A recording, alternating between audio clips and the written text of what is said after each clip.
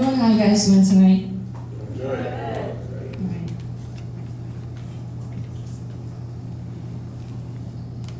Haïti, si ouais, je devine, c'est sujet que je choisis, c'est parce que m'a souffri.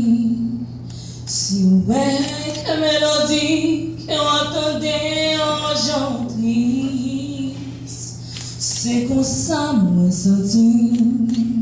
Moi là, dit bon chéri, m'a pégadé, gardé pas fini. Moi pas qu'à même utile. Chagrin, tristesse, mais t'agrément pour le final de la vie. Alors, prends plus pour m'écrire.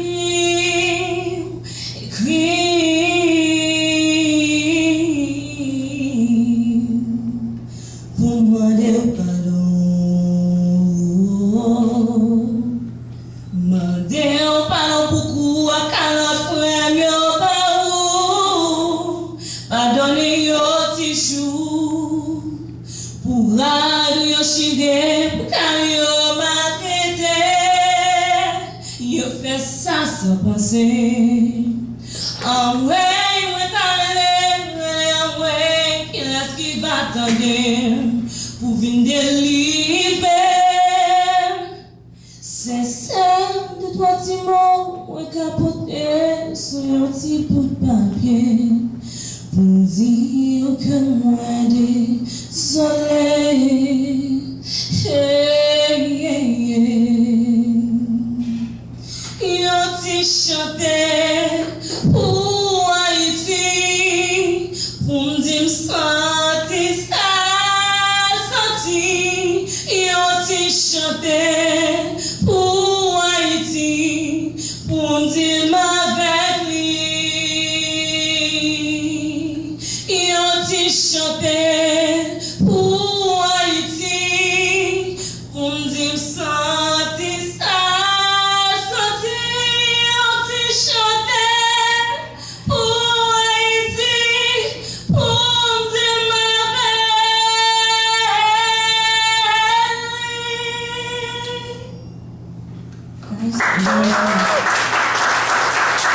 Welcome, Corhinn and Bogart to the exhibition. I'm a little camera, I'm a host, I'm everything. Okay, don't look so stiff because we're gonna have fun tonight.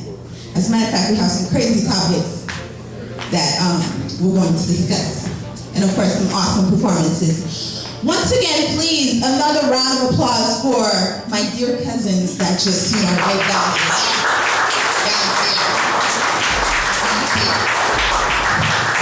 Just runs through our blood. Of course, I can't sing for nothing. It's okay. So to introduce myself, I am Corhinn from Chit Chat with Corhinn, and I have with me Boga, Of course, Bogart. the host with the most of Lanmou Nan Paradi on the radio. How are you guys doing tonight? Great. Awesome. You sound dead. How are you guys doing tonight? Thank you. Boy, we have a show tonight. Yes, we have a show tonight. We got some hot Okay, topics. we're gonna start with the first topic. Here's a question. Would you cross the boundaries of friendship for love? As in platonic friendship for love. But before you answer that, here's the story. This girl grows up with this boy in the same neighborhood. Okay, they grow up, they become adults now. You follow me? Okay. Okay.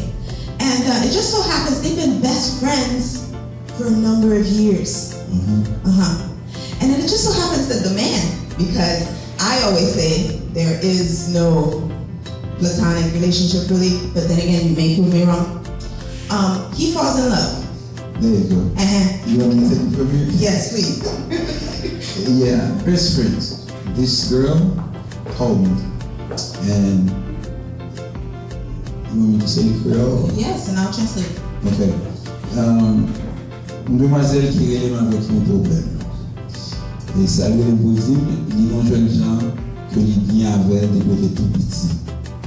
Et bons amis. Et nous revenons au point côté que nous avons le grand monde. Et dans le monde, nous avons Dieu pour nous avoir ça. Jeunes gens, c'est dans le moment ça, nous commençons à exprimer sentiment envers les amis. Bons amis, demoiselle la qui value le friendship, il remet amitié que vous gagnez.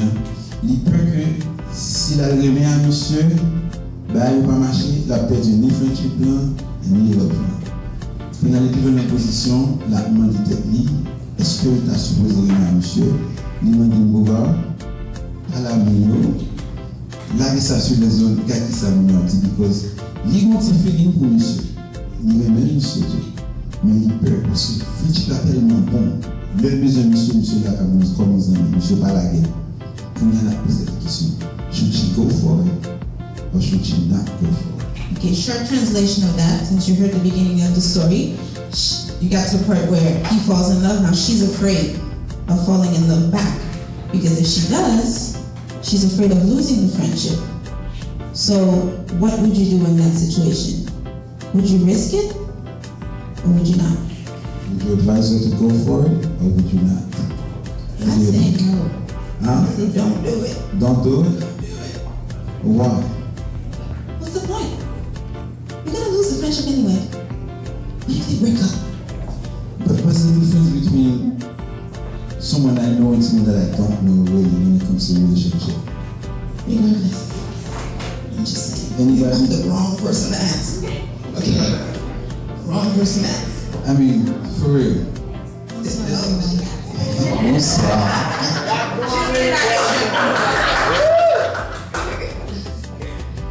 I kind of have a two-fold answer. This is based on my own personal experience. Okay. I find that the best foundation for any relationship is a friendship. You should be friends first, so it begins that way. But as my Corhinn number 2 said, because I'm Corhinn. So you guys don't get confused. When you decide to cross the line with a friendship, you do risk losing that person in your life. And I had a friend in college, and he's still my friend. And the reason we remained platonic and it succeeded is because we decided not to cross the line to jeopardize the friendship. We both made that decision. Because we said if we did, and we stopped talking, then the loss of the friendship would really bother both of us. But we both admit that there was a flirtation there, and we probably would have got married if we crossed the line. But we didn't. But he's still my friend, and I'm so happy that he's still my friend. If you're friends, there's a lot of respect that you have for each other. Also, a relationship is respect, but the difference is you guys get sexually intimate. And once that gets in, that's when the feelings grow a little bit stronger. There's a lot of different things you want that friend that you have doing. When you guys was friends, she's allowed to talk to any guy she wanted to. You ain't got no worries, you ain't worried about it. And as soon as in a relationship, a little bit of jealousy come involved. Everybody got jealousy in them. I don't care what anyone say. Okay. You understand? You could be a man, woman. The hardest man in the world is the jealous man. You understand? So it doesn't matter if you guys are friends in a relationship. Relationship don't change the whole situation. My motto is, if I can't have you as a relationship, I don't want to lose a friendship. One thing that you have to know on the whole argument thing, you said, oh yeah, once we're in a relationship, you guys are going to argue about the dumbest thing, but then you have to, like he said, a friendship begins with a relationship. So technically, when you are in a relationship, that's friendship. It's kind of like both of them are combined together. So things that, like two friends, trust me, they argue, but then at the end of the day, we make up. If you look at the relationship, it's the same thing. It's exactly the same thing. I think that when you're in a relationship with someone, when you argue, it actually matters. Like when you're just friends, it matters, but it's not the same level. Like you could just say, oh, whatever, I'll just talk to you in a few days and let it cool out and whatever. I mean, I've crossed the line before, and you know, I did what she's wondering if she should do or not, and ended up in a disaster, and I'll never do that again. Wow. So it didn't work. It didn't work. We stopped me caught. We stopped me caught. There you go. That's why she's afraid. Well, you know, that's gonna happen. I don't know why. She's okay. why are they gonna be the fan? Why what? If she love him, if she like me like you, why? Why she doesn't go? Yeah, why? That's the problem. That's the problem. She doesn't wanna engage herself into this relationship, and then it doesn't work. And then she's gonna lose, like she said, she's gonna lose everything, the friendship and the years. If they like you told that, they're gonna have a friend. What is that? Yeah, that's me. That's what I was saying. Yeah, if I like that, she like me. I don't have our friend. I don't think about it now. Let's make it.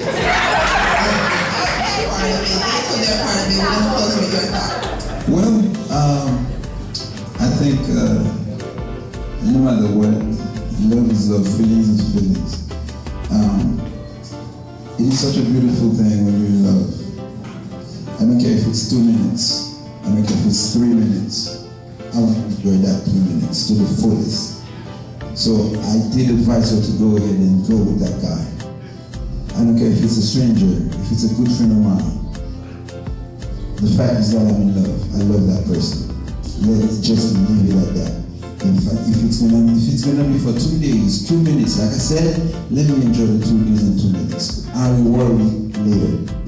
For love. I should call it Dr. Love. Thank you. We're gonna take a short break, and coming to the stage is I've followed them, I've interviewed them, I've listened to their song, I've read their blog. Don't shake your head. Oh, okay. Please welcome Project 1804. There you go. Come on. At first we standing tall. It seems like your own family waiting for you to fall. And friends don't speak. You fall to your knees like please. And it seems like even he can't be reached. So underdog, it's time for you to bark. It's time for you to starve. It's time to show some teeth. Hell, it's time to show the world you're not so weak. You rather die on your feet than living on your knees. With faith in yourself is your only option. You have no other choice. You must believe.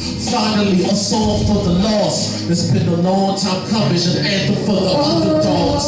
The underdogs, the underdogs. Time is love for the underdogs, the underdogs, the underdogs. Hands up, let's hear it for the underdogs, the underdogs, the underdogs. Hands up, everybody for the underdogs, the underdogs. The underdogs, you can't stop running, stop running. So close your eyes, take a look into the ever. It's fresh, the beginning of an era. The things that like to spark from your mind to your soul to the world to fill your heart. Underdogs. Oh, hey, won't you walk with me? Come on. I live my ears to let you talk to me. That's right. It's the changing of the game. Ain't on this wall, we all write names for shame. And if you had to kill, find 9 more dogs on the battlefield. Yeah, I know you like the thrill. Hard work, sweat, blood, and a lot of will. They say this is the year. Yeah. No fear. No fear. It's the changing of the game. In this war, we all write our names to fame. Cause we are underdogs. The underdogs. Hands up, everybody for the underdogs. The underdogs. The underdogs. One time rest here for the underdogs. Thank you.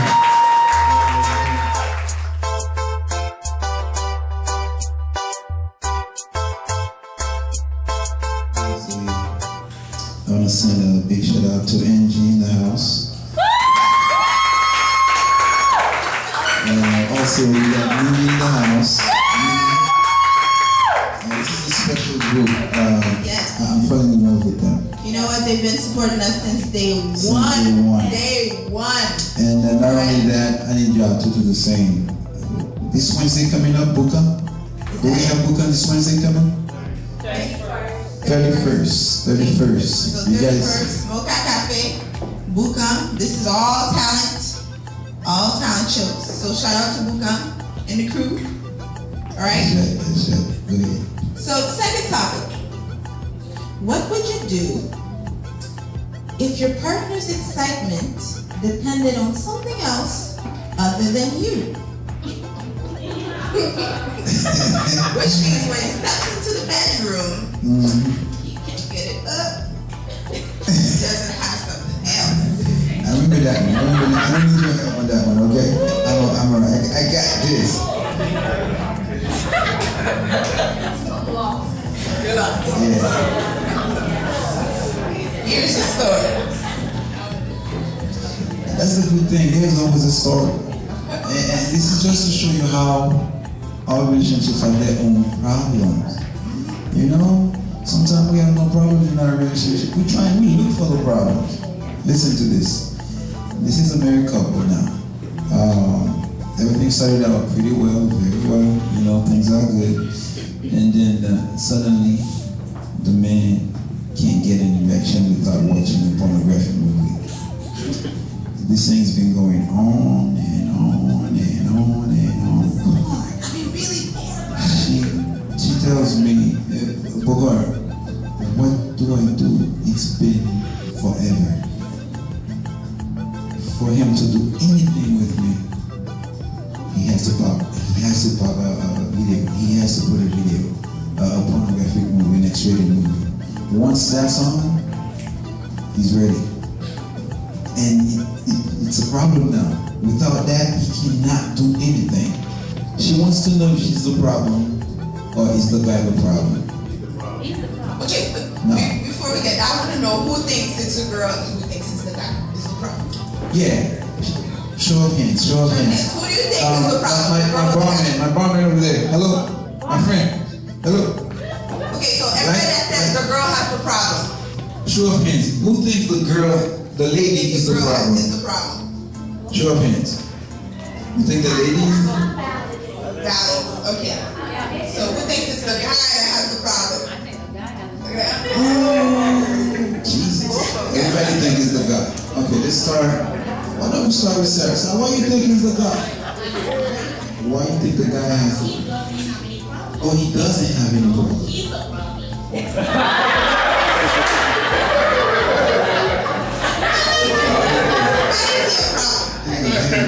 If he needs to watch a videotape to be up, like you said, why would that be a problem? He doesn't have any problem. He is a problem. Man and the woman. Okay. If she want him to stop watching that, maybe she would start doing some of the stuff that he is watching. It's a mental problem, but it's not really a mental problem. It's just a fantasy that's being played in his mind, okay? As his wife, perhaps she needs to find out what it is that is turning him on in the movie. What is it that the woman is doing, or is it a position thing?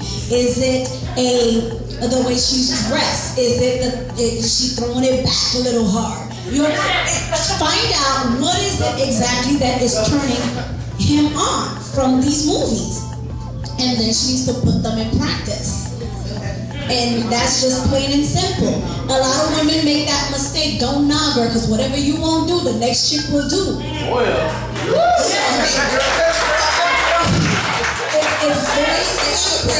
It's very simple. Just take whatever it is that you see that he is into and try to apply it in your own way. Maybe she's not really capturing what it is that's turning him on. She might think it's just a head job or a hand job or whatever, but it might be just for, just role playing. Maybe it's the clothing the woman has on. Maybe he has a foot fetish. She needs to get into his mind and into the movies he's watching and really analyze what's turning him on.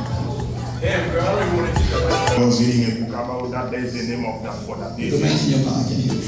There is a name for that disease. It's a psychological disease, but I don't remember the name for that disease. So that meant should go see a psychologist. And then what I want to ask is, if that man was in Haiti, whether it's a problem. In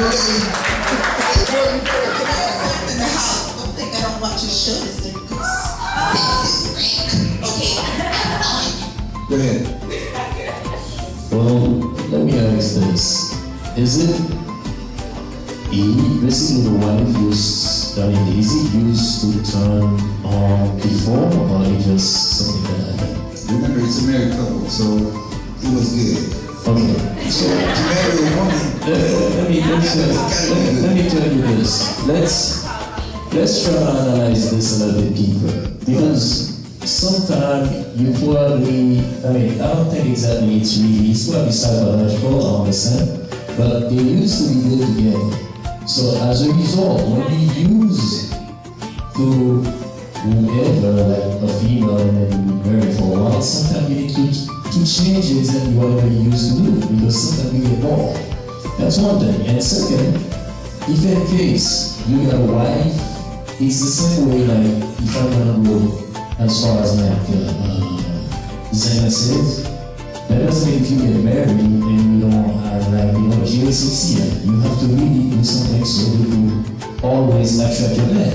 So therefore, if you want to attract your man for whatever reason, you need to do something and then do it happen. It's the same way that I heard with 2 comments in front, as far as what she said before, you need to do, I understand exactly she jumped the conclusion as far as she takes over the step from what she said, but basically you really need to analyze and then to do things a little bit and to make them accurate.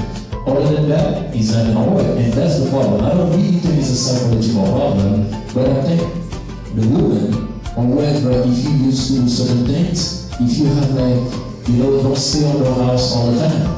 Go to a cruise, something romance, and do things different. Just be more creative. That's what it is, because a married couple, once you get married for a while, so sometimes you didn't see them do or something. So maybe you might not, so I think that's what we can figure out instead of the whole things going back and forth and so on and so forth. So I think this is the best solution. Okay, all right. I have one thing. When it comes to the beginning of a relationship, you have to court somebody. He just lost interest in her. Man, everybody watch porn, and more women watch porn than men. And men watch porn due to the fact that women does it. Like, this is what you like, and we'll do what you do. It's not derogatory or anything like that nature, but he just lost interest in her.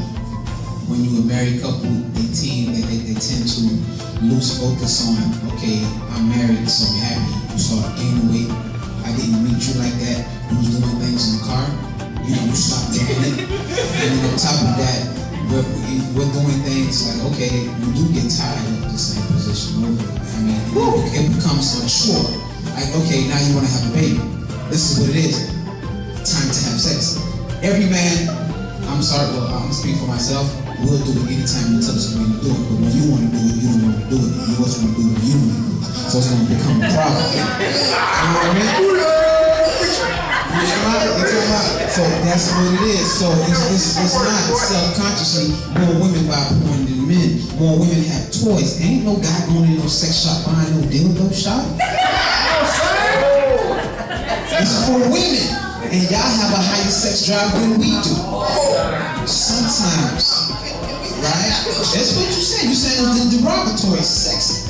Men, ladies, we wear smell good, we wear and dress nice, we do everything for y'all. My code is, this is a women's world, and we work hard for y'all. So make sure you flaunt, you walk sexy, you smell good. I'm gonna do my push-ups in the morning for you. Because if you didn't want me in the gym, I would not be in the gym, Shawty, if you want me. If you didn't want me making $100,000 a year, I would not be driving the Lexus. But for that sake, I'm doing it for you. So until you stop being bigger and like, all right, now it's time for me to have sex. I don't want to do it no more. Because it's become a chore and I got tired of you. Now I have to watch this chick with big booty 2, 3, 4, 5. Because like, how you know what a hand job is, Shawty, if you're not watching porn? Case for huh? Who run the world? That's right.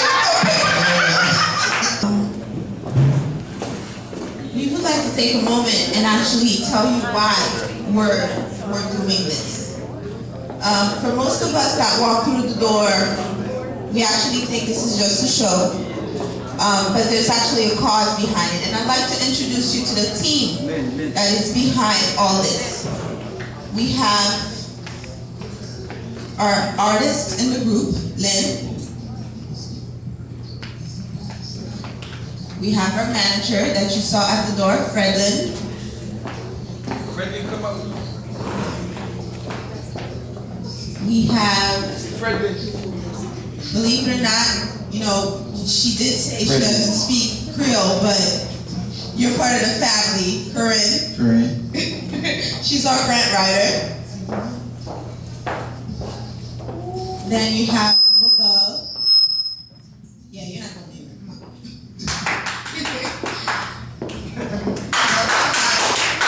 Pusha, where are you? She's always in the background somewhere. In the background. And the reason why I'm calling this person last is because she's the founder of Lepe Test Foundation. She's the one who had that idea. And put it together. Welcome. So basically, this is our team. We're working hard every single week. Oh, I forgot to say me. That's right. Yeah, this is Corhinn. Prayer number 1, yes. We're working hard, very hard to work on this. Now, we're talking about whether it's on the net, whether it's on foot, whether we're everywhere, you know. We have a very, how do you say that, touching cause that we took upon. When Boga went to Haiti, and he actually made contact with this organization called Adam Cask. And you can see on the pamphlet, you know, the name is long, but the description is there. They, right after the earthquake, they took upon themselves to take these kids, about 500 kids under their wings. And their goal was to send these kids to school. So they successfully sent 217 kids to school. Now they had an organization in Canada that was supporting them, but unfortunately, just recently, that organization pulled out. So coming January, you'll have another 217 kids in the street not doing anything. Actually, next month. School opens Next month? Yes. Next month. So the thing is, we're not saying that we're going to change Haiti in a whole, but little projects by little projects, we can make a difference. You feel me so far? It's just that, you know, you always hear organizations saying, yeah, they're going to feed the kids, they're going to do this, they're going to do that, but it's like, really, you need something concrete. We have people down in Haiti taking footage of these kids so that we can show you proof of what exactly we're doing. And this project is in the heart of each and every one of us. And this is why I'm very adamant about this, that this is not something that you hear in our mouth. This is something that we took to heart and we have to make it work. I'm determined to make these kids remain in school come 2012, which means next month they still have to be in school. Come December, they still have to be in school. But guess what?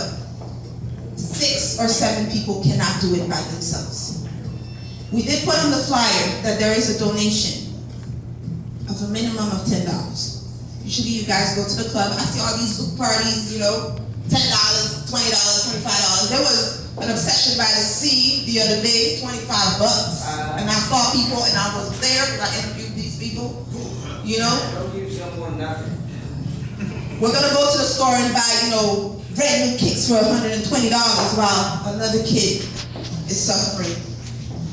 You know, we're here sitting, drinking and sipping our nice drink when this kid is still, you know, under a tent, trying to figure out when he's gonna eat the next day. For some reason, every time I think about that, it just hurts inside of me, you know? Here we are in the United States. We all have an education, we're able to go to school, we're able to go to college, you know, it's all good. We're living a good life. We're the generation that's supposed to create the path for the ones coming behind us. Are we doing something? Even if you're not active in an organization doing something, but you have people, these people right here, that are actually doing something for this. So we're not begging. This is not what we're trying to do. We're not begging for your money. But what we're trying to do is to get your support. Because regardless of what happens, these kids will remain in school and they will have the support to remain in school, to get an education, because they are the future of our country. I don't have any children, but I can feel it in my womb. If I don't do something, I'll regret it for the rest of my life.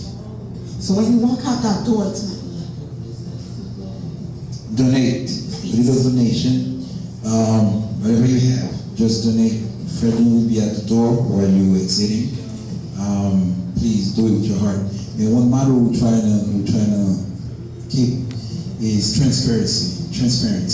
We're gonna do everything in transparency, meaning if we come up through your help, with your help, we come up with $10, $20, $10,000, $20,000. You're gonna know what we do with it. We have our website. it's LePericlesFoundation.org. LePericlesFoundation.org. If you cannot spell it, it's the French word, whatever, LePericles. I believe it's on there, right? It's on the pamphlet, so if you need to take it home with you, it's all in right. it. We're going to put everything out there in the open so you can see that we are actually doing something. You're going to see pictures, you're going to see videos. We're really taking this to heart. We're going to do this. We're going to make it happen. That's how we started with this. You know, start small. Everything you do, you got to crawl before you walk, of course. I believe we're going to make it. I believe we can make it. And guess what? When you go out there, spread the word. Tell, hey, listen, we have young professionals. This is what they're doing. Come support, you know. And then little by little, we'll get to the goal. Every Thursday, Sugar Kane. And again, please, before we go, I wanna say thank you to one person that just walked in here. Without his help, without him, I don't think we'll be here today. Newton, if you have a second, please. Yes. He's the owner of the place. And when we came to him, we told him about what we're doing. He just opened his arm and said, "Hey guys, I'm here for you." And he's here helping us, and that's why we are here today. Newton. All right. From the first time I met these guys, and I know they were up to something first, I think I met you first, and then the rest of the group. And don't wait until Thursday. If you guys just coming around every week, Sugar Kane is always here. We're open every day. Just stop by and and donate and stay posted, because we were talking about a lot of different things that we're going to be doing on a weekly basis, so that way we could raise some money to send these children to school.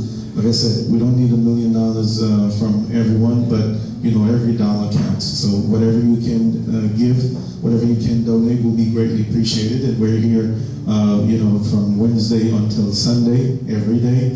You could stop by, send somebody over. If you can't make it, hey, we'll take credit cards too if we have to.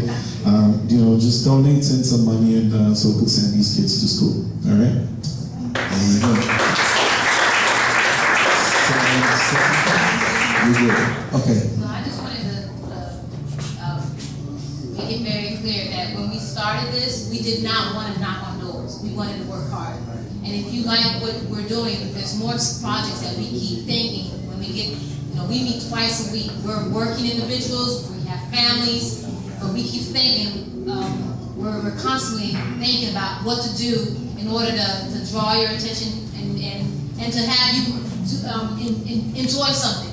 So this is, you see all these people here, they're working day and night, apart from the fact that they have lives. So we're not knocking on doors, we're putting on things that you like what we're doing, support us. That's basically the bottom line. Thank you.